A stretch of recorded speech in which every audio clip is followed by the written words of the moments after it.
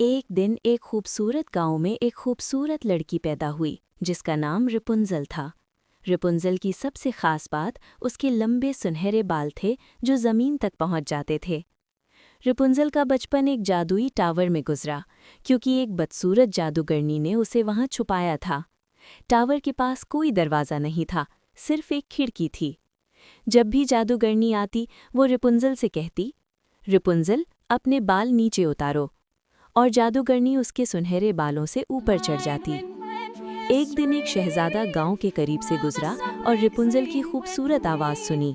वो टावर तक पहुंचा और खिड़की के पास खड़ा हो गया। रिपुंजल ने भी उसे देखा और दोनों दोस्त बन गए। शहजादे ने रिपुंजल को छुपकर खाना लाने और बाहर की दुनिया दिखाने का वादा किया। वो दिन रात मोहब्बत में मुब्तला हो गए। लेकिन जादूगरनी को उनकी मुलाकात का पता चल गया। जादूगरनी ने रिपुंजल के बाल काट दिए और उसे जंगल के दूर दराज हिस्से में ले गई। जब शहजादा वापस आया तो वो बहुत उदास हुआ, लेकिन आखिरकार मोहब्बत की ताकत ने शहजादे और रिपुंजल को दोबारा मिला दिया।